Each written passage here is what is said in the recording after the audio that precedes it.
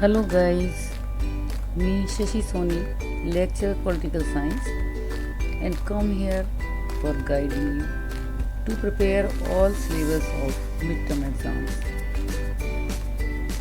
Guys, इस समय आपके midterm exams स्टार्ट हो चुके हैं और पॉलिटिकल साइंस का पेपर भी आपके नज़दीक ही आ चुका है, तो इसलिए मैं आपको कुछ टिप्स देना चाहती हूँ क्वेश्चन पेपर सॉल्व करने के लिए। वैसे तो आपने अपनी सारी प्रिपरेशन कर ही ली होगी, सारे क्वेश्चन आंसर सब कुछ कर लिया होगा और आप मेंटली रेडी होंगे पेपर देने के लिए।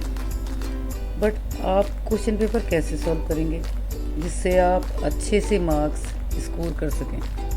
तो इसके लिए मैं आपको कुछ शॉर्ट में टिप्स देना चाहती हूँ जिससे आपका ज़्यादा समय नहीं लूँगी।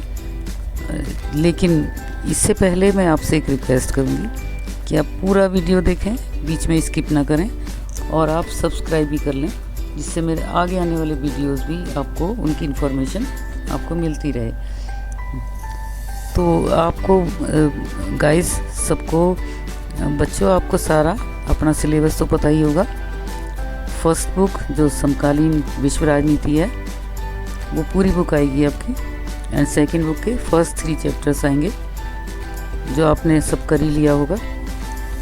तो लेकिन अब मैं आपको इसके लिए बताऊंगा आप क्वेश्चन पेपर आप कैसे सॉल्व करेंगे जिससे आप ज़्यादा से ज़्यादा मार्क्स स्कोर कर सकें और कोई क्वेश्चन आपका छूटे भी ना। तो आप सबसे पहले कोशिश करें कि सारे क्वेश्चंस अटैम्प्ट करें। ये कोशिश करें, आपको पहले 15 मिनट का टाइम मिलता है पढ़ने के लिए, रीडिंग करने के लिए, तो आप उसमें से अच्छे से क्वेश्चन सारा पेपर रीड कर लें। तो जिससे उसमें ये भी अपना सबसे पहले आप अपने सारे क्वेश्चंस के लिए टाइम डिवाइड कर लें, जिससे कि आपके सारे क्वेश्चंस कंप्लीट हो जाएं प्रेस्क्राइब टाइम में ही, और आपको रिवीजन करने के लिए में 10 मिनट्स मिल जाएं। तो इसके लिए आप कैसे करेंगे, आप अपना टाइम डिसाइड कर लें।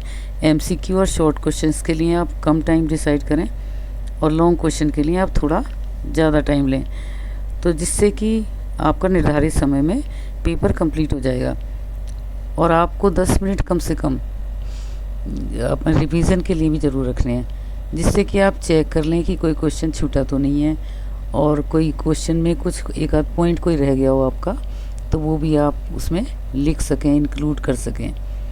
तो गाइस अब हम बात करते हैं इसकी, और एक इसमें सबसे पहले एक और मैं आपको टिप्स दूंगी, एक और मैं सुझाव देना चाहती हूँ कि आप इसके लिए कि आपका टाइम डिसाइड हो, उसके लिए कोई सैम्पल पेपर ले लें, उसमें से एक क्वेश्चन पेपर लेकर सारा आप 3 घंटे के लिए बैठ जाइए और उसको सॉल्व करिए। और देखिए अगर आपका समय में निर्धारित समय में आपका सब पूरा हो जाता है क्वेश्चन पेपर तो ठीक है, अदरवाइज़ कोई क्वेश्चन छूट जाता है तो आप अपना राइटिंग स्पीड अपनी इंक्रीज़ करें। प्रैक्टिस करने से आपके लिए सब कुछ इजी हो जाएगा ये सब। अब आते हैं हम क्वेश्चन पेपर पैटर्न पर। तो गाइस, तो बच्चों आपको इसमें कितने आते हैं क्वेश्चन? आते हैं हमारे 32 करीब। तो question number 1 to 16 MCQ question होते हैं, 1 मार्क्स के होते हैं। तो जिनके हम सही उत्तर केवल किस में होते हैं, ABCD अक्षर में ना लिखें, पूरा सही उत्तर लिखें। उसमें केवल हमें ये नहीं लिखना कि केवल हम ABCD जो उसमें ऑप्शन दिए होते हैं तो आप उसमें से केवल A लिख देते हैं, B लिख देते हैं, तो इससे एग्ज़ामिनर पर अच्छा इंप्रेशन नहीं पड़ता है। इसके लिए बेटर है कि आप पूरा उत्तर सही लिखें और जो क्वेश्चन नंबर दिया है लेकिन क्वेश्चन नंबर वही लिखेंगे और जो ऑप्शन आप ऑप्ट कर रहे हैं वो भी लिखेंगे, A, B, C या D। अब सेकंड हम क्वेश्चन देखते हैं। इसके बाद है सभी क्वेश्चन की आप प्रश्न संख्या भी सही लिखें। अगर किसी क्वेश्चन के एक से ज़्यादा पार्ट हैं तो एक पार्ट आप कहीं कर रहे हैं या एक पार्ट आप कहीं कर रहे हैं, तो जहाँ भी आप कोई भी पार्ट कर रहे हैं तो क्वेश्चन नंबर वही लिखें जो आपके क्वेश्चन पेपर में दिया हुआ है और उसका वो पार्ट भी सही लिखें। जैसे मान लिया क्वेश्चन नंबर 1 है और उसमें A पार्ट आपने एक बार कर दिया, तो अगर कहीं दूसरी जगह आप कर रहे हैं, आपको उस समय नहीं आता है और आप कोशिश करते हैं कि हम बाद में कर लेंगे इसे, तो आप नेक्स्ट टाइम जहाँ भी करते हैं वहाँ पर क्वेश्चन नंबर 1 और उसका पार्ट बी या सी या जो भी डी जो भी इसका पार्ट है आप वो लिखेंगे, तो तभी आपको मार्क्स मिलेंगे। अगर आपने क्वेश्चन नंबर गलत लिख दिया तो उस पर मार्क्स नहीं मिल पाते हैं। तो ये कोशिश करें, वैसे तो यही कोशिश करें कि सारे क्वेश्चंस आप एक साथ एक क्रम में ही अटैम्प्ट करें। इसके बाद क्वेश्चन नंबर 17 और 17 से 18 ये पैसेज बेस्ड क्वेश्चन होते हैं। इनमें ये एमसीक्यू फॉर्म में ही होते हैं ये भी। तो इसको सॉल्व करने के लिए पैसेज कौन से होते हैं, बुक्स के ही आपके पैसेज होते हैं और उसमें से ही कोई छोटा सा पैराग्राफ आ जाता है। तो उस पैसेज को 2 बार ध्यान से पढ़ें और उसके बाद उसके क्वेश्चन पढ़ें और सही आंसर पर टिक लगाएं और सेलेक्ट करके उत्तर लिखें। तो ये ज़रूर आप करें, क्योंकि ये पैसेज और आपका जो मैप वाइज मैप आता है, ये कार्टून आता है, इनमें आपको स्कोरिंग मार्क्स बहुत अच्छे मिल जाते हैं और ज़्यादा आपको पढ़ने की ज़रूरत भी नहीं होती है। तो इन्हें कभी भी छोड़ के ना आए, ज़रूर अटैम्प्ट करें।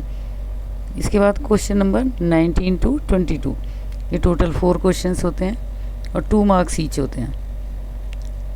तो इनके आंसर आप मैक्सिमम करीब 2 लाइन में दें।